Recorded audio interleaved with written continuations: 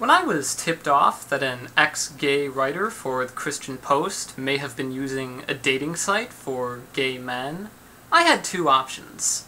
I could keep quiet and let others handle this, or I could do something about it. And when I saw that no one else was going to address this, I made the decision to go public with it. I first wrote about the simple facts of the matter, that someone on Grindr was using the name, age, location, and photo of Matt Moore, a self-declared former homosexual. I then contacted Moore himself, who personally confirmed to me that this was his own profile, and I published this admission as well. Some people have argued that outing Moore was an invasion of his privacy and an unnecessary exposure of his personal life. Others say this is little more than shaming someone who's obviously struggling with his sexuality and his faith. Some have even claimed that since Moore regards his orientation as an addiction he's fighting, much like that of an alcoholic or drug user, exposing him publicly is tantamount to criticizing someone for falling off the wagon. I don't see any of these critiques as legitimate. Matt Moore has already made what would otherwise be his private life into the cornerstone of a very public argument. As recently as last week, Moore was writing about the real power of his testimony of leaving homosexuality.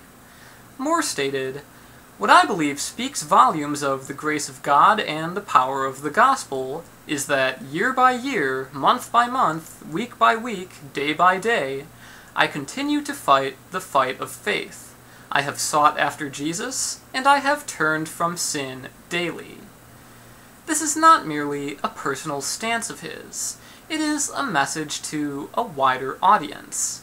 In his earlier document, A Biblical Perspective on Homosexuality, Moore wrote, "The Spirit of Christ transforms the person's life, day by day making them more and more into the likeness of their Lord, and ridding them more and more of the corruption that the presence of sin has caused in their hearts."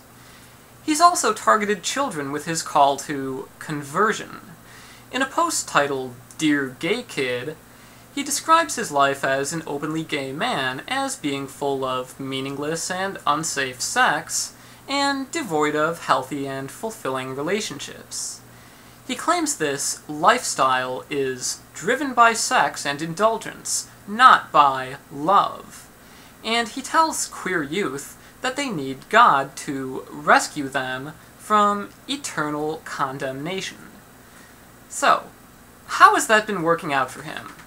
This is a relevant question. Of course, there are already plenty of other angles from which to attack the Christian ex-gay movement. Its metaphysics are just as unproven as those of any other religion, its interpretation of the Bible is just one among very many, and its notion that celibacy is the proper response to homosexuality contradicts both scientific evidence and human decency. These are all completely valid points, and even if Matt Moore did remain entirely abstinent, this would in no way support these ex-gay beliefs. But when he and the Christian Post have turned his personal testimony into a promotion for this movement, it's equally crucial that we examine just how true that testimony really is. Moore has set out to engage in a discussion about the morality of homosexuality, the desires of God, and the possibility of personal sexual change through faith. He has cited his own experience in support of the notion that devout Christianity can help people diminish and resist their homosexual inclinations.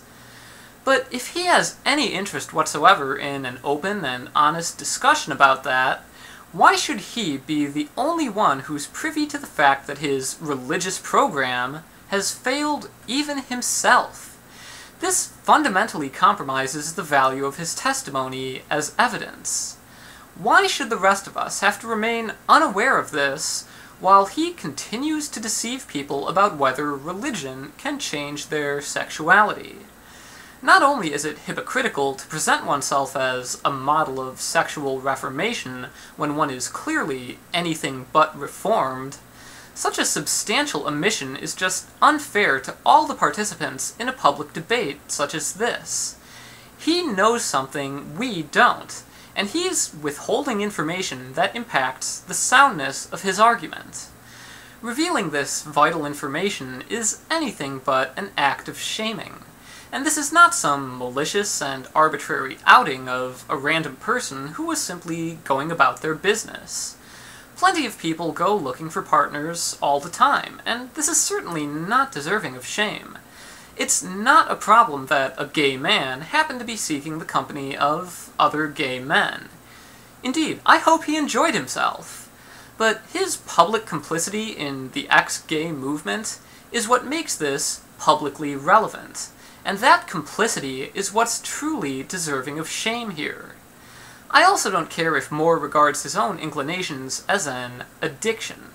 I might consider it unhealthy and maladjusted of him, but that's his business.